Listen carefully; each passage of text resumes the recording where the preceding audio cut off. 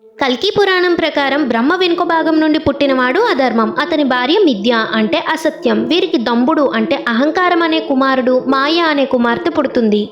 ఈ అన్నా చెల్లెలిద్దరూ పెళ్లి చేసుకుంటారు. వీరికి లోభం అంటే దురాశ అనే కుమారుడు, నికృతి అంటే మోసం అనే కుమార్తె పుడుతుంది. వీరు పెళ్లి చేసుకొని క్రోధం అంటే కోపం అనే కుమారుడికి, హింస అనే కుమార్తెకు జన్మనిస్తారు. వీరిద్దరికి పుట్టినవాడే కలిపురుషుడు. ఈ కలిపురుషుడు నల్లని శరీరంతో, ఎర్రని నాలుకతో, ఒంటి నిండా దురాశతో, పెద్ద పొట్టతో, మద్యం మత్తులో ఉంటూ నిరంతరం వేశ్యలతో ఉంటాడు. కలి చెల్లెలి పేరు దురుక్తి అంటే కటువైన మాట తీరు. వీరిద్దరికి భయం అనే కుమారుడు, మృత్యువు అనే కుమార్తె జన్మిస్తారు. వీరిద్దరూ నిరాయ అంటే నరకం అనే కుమారుడు, యాతన అంటే నొప్పి అనే కుమార్తెకు జన్మనిస్తారు. ఈ నిరాయ, యాతన కలిసి 10,000 మంది కుమారులకు జన్మనిస్తారు.